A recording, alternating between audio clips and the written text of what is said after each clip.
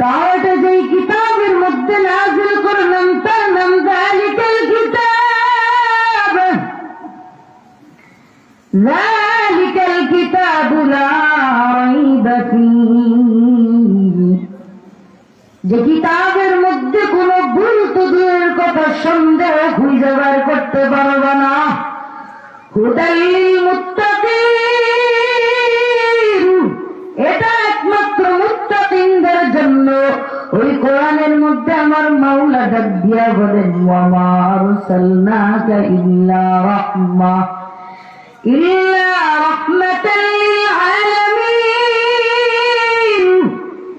এমন মায়ের নবী রাহমাতুল লিল আলামিন।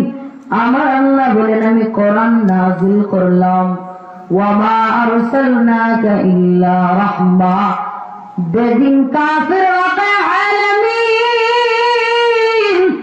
আমার মাওলা কয় ওয়া মা আরসালনাকা ইল্লা রাহমাতাল লিল আলামিন, রহমত স্বরূপ এমন একজন মানুষ পাঠাইলাম।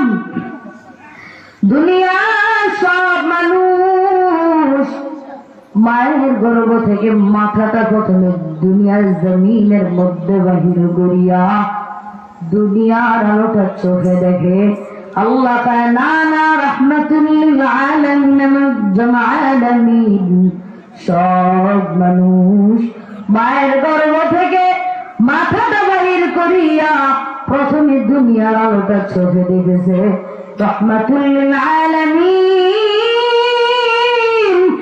এমন একজন মায়ের নবী, যে মায়ের নবীর পাও মুবারক অপবিত্র জমিনের মধ্যে রেখে প্রথমে পাওটা বাহির করিয়া পাও মুবারক দুনিয়ার জমিনের মধ্যে লাগাইয়া দুনিয়ার নাপাক জমিনকে আমার রাহমাতুল লিল আলামিন পাক বানিয়ে দিয়েছে।